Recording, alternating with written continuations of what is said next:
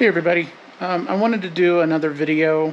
This is about pre-ride checklists, especially for long distance traveling. This is not one of those videos where I say, make sure you bring tools, make sure you bring weather gear, things like that. No, this is more of the actual checklist that I use. It's from a safety perspective and it's also a planning perspective. I'll get into it here in just a second.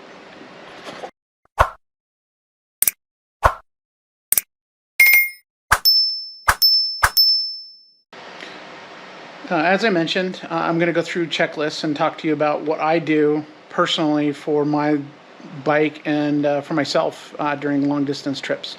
We're about 1 week out from Sturgis, and so now is the perfect time. The first thing I want to talk about is actually have a checklist. One of the things that I learned a long time ago is you need to have a checklist, and I'm using my phone. On my phone, I have the app for Google Sheets, and so I have the ability to look at that stuff wherever I go. That's what I use. And one of the rules of using a checklist is actually go through the checklist, right? So actually read it. Don't just assume you know it. So that's one of the most critical parts to it. So let's talk about the two types of pre-ride checklists that I have. The first one is I'll read it to you. It's a long distance checklist that is done 1 week out. Okay. I'm going to talk about each one. I may throw it up on the screen, but I want to go through each line so that you understand. And there's a few of them, so it's not just a list where, that's a lot of filler. These are critical pieces. So the number one, the first thing I do for a long distance checklist is the weather. Check for storms and adjust accordingly. Obviously, 1 week out, things will change, but you'll have an idea, with a 10-day planner on weather sites that you'll know if the current route that you plan on taking is the right one to do, right? So the second one is check safety subscriptions. Right, so this is, in my case, I use a Spot device, and I have the ability to do the SOS, so in case, there's an accident or something along those lines, I can push that and we can get emergency services out. I also subscribe to their Spots, if you break down, you can put the SOS for your vehicle and you'll get service out there. Since that's a satellite device, especially where we're going Sturgis, and then we're going to go to Yellowstone, that's probably handy to have since you may not get phone service wherever, in various parts of the states. So the other one is I have the other safety subscription is AAA Auto. I also have it through Harley Davidson. I'm a lifetime member, so I get a free tow once a year or whatever. So make sure that those are current. The AAA actually just expired. Wonder why? I signed up when I go to Sturgis, right? So it's going to expire just before. So that's one of the things that I want to make sure that I'm up to date on. Number 3, check registration and insurance. That's something that I always forget, right? So sometimes when I'm taking my vehicles in to get registered, it's like a month or two late. So one of the things that I make sure that I have on my checklist is to check that registration information so that it doesn't get impounded or, it's just because something I forgot to do. The next one is review motorcycle laws for the states that you're going to be in. As an example, we know that there's different laws in different states. Like in Sturgis, they suggest that you put 2 feet down when you come to a stop. That way you demonstrate to the police officer that you are at a full stop. I don't know if that's actually written anywhere, but it is something that you have to dig out on different websites or checklists that other people have, or videos that suggest on how to obey the laws of South Dakota and Sturgis. Here in Colorado, not a very well-known law is if you're on a motorcycle and you pull up to a stoplight and it refuses to change because it doesn't recognize you, Legally, you can go. Just make sure that you have to treat it as if it's a flashing yellow light. So beware of oncoming traffic and things like that. The next one is after I've done all of that, I do the, oh, I guess I should back up.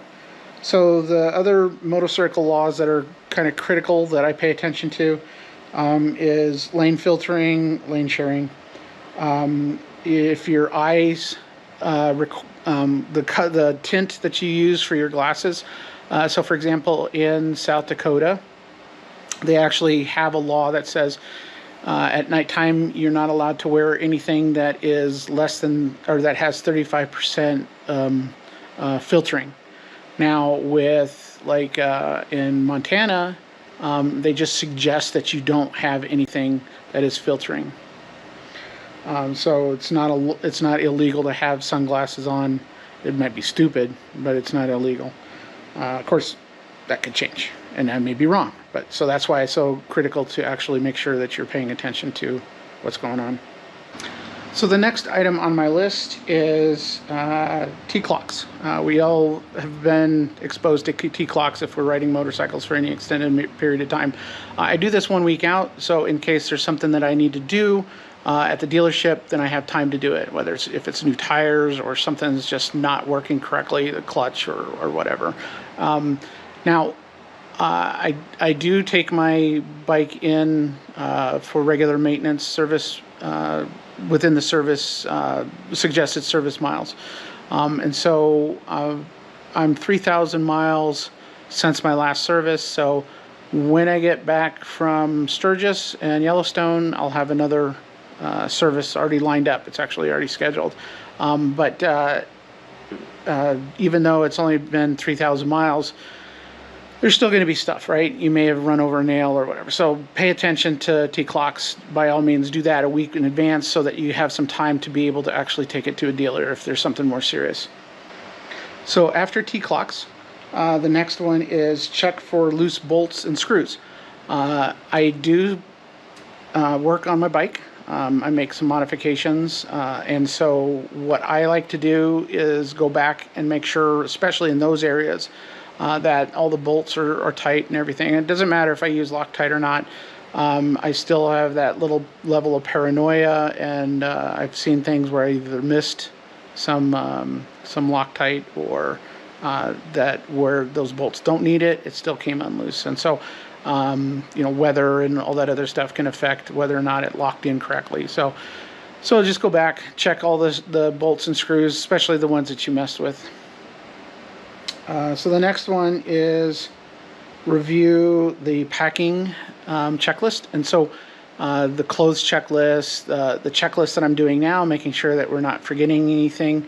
Make sure that you have everything that you need for that particular trip. There can be a difference between where you're going and what you actually pack, so you need to pay attention to that.